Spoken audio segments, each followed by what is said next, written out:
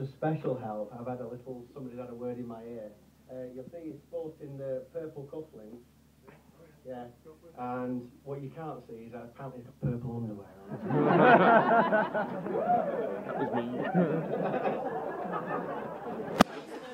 on. As Chris said, we've been lucky enough to be friends since we were 4 years old, and extra lucky because we've all been in a group of friends that have all grown up together. So it wasn't just us two. There's been loads, like Branny there to mention one, Chris Gilly. There's countless number, Rick, Lucy. You know, I could go on forever, and I think that's something that you got to treasure, to grow up with that amount of friends and still be together at the age of 30.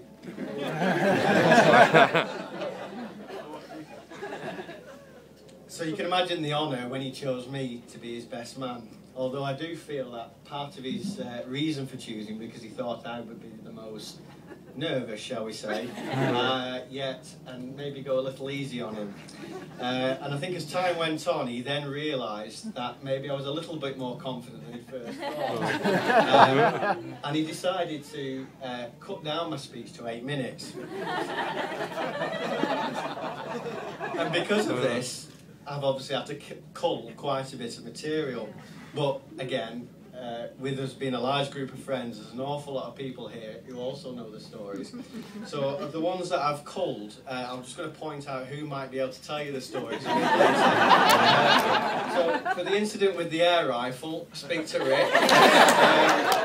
For the incident of setting the restaurant on fire, speak to Chris Gilly. And for the time he fell into the canal, Lisa. A bit of housekeeping before I go on. I will probably refer to Chris as one of 3 names, being Chris, obvious reasons, Jodders, and Mr. Cucumber.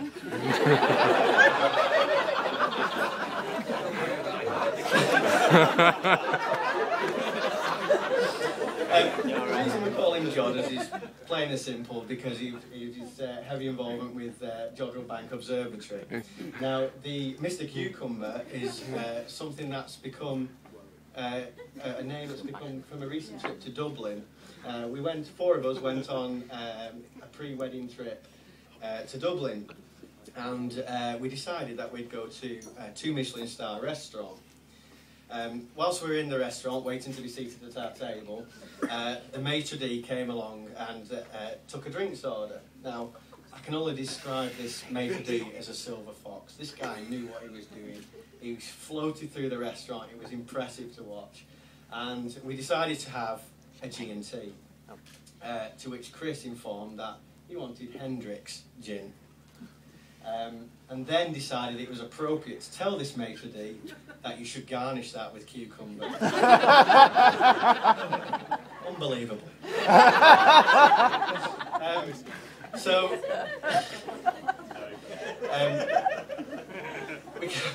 We carried on drinking, ordered our food, and our table came available.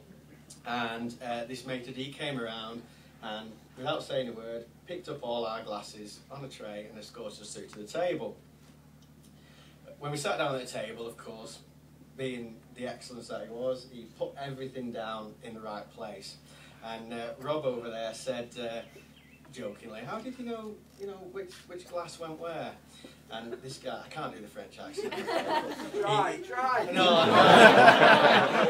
He just turned to us and he went, Mr. Cream, because Rob was wearing cream, Mr. Blue, I can't remember what colour I was wearing. White. Mr. White, that was it. And Mr. Cucumber.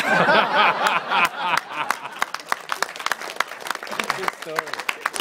Oh, it gets better. Now, these attempts at sophistication for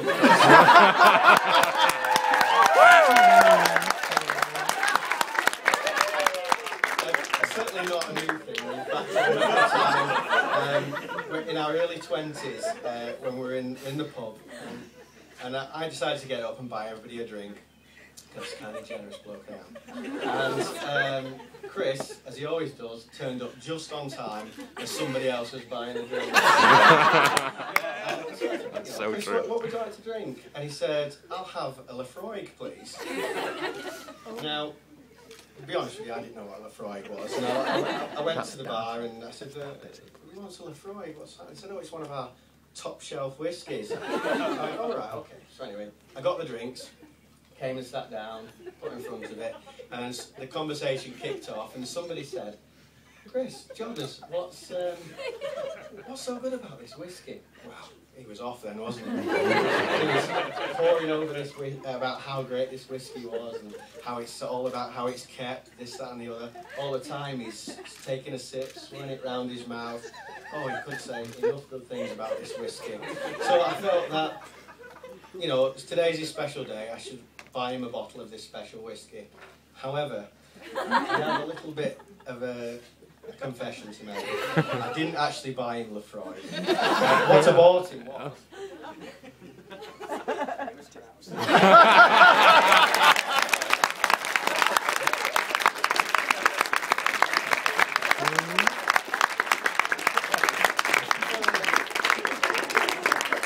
You know, I've waited since I was 22 to say.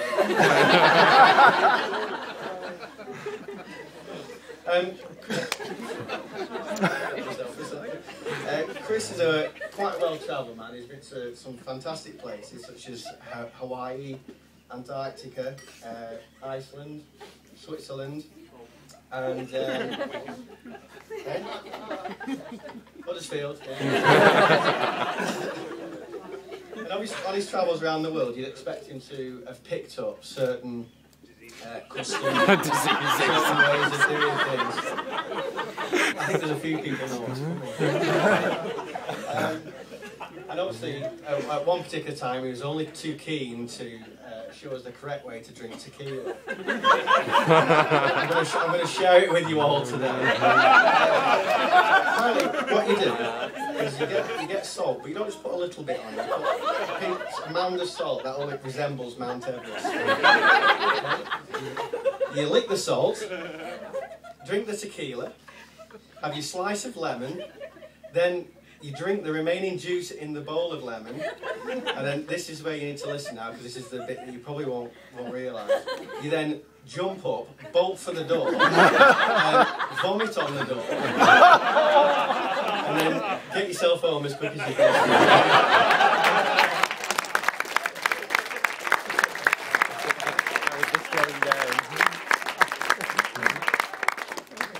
Another little thing about Chris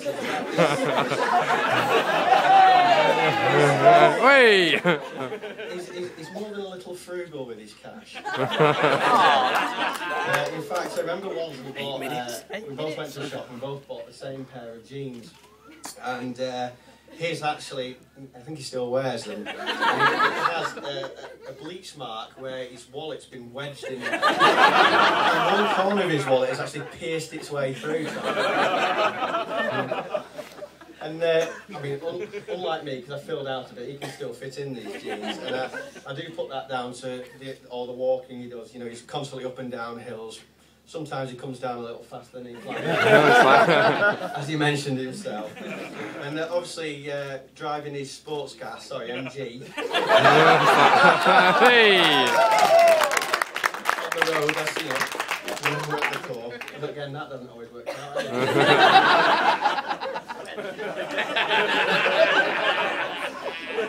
As a married man myself, I feel that I need to offer him advice. But as I've only been married a week, I'm going to struggle. So the best I can offer is just do as you're told. On a serious note, though, Chris is a kind. Sorry, I can't read your writing. Hey!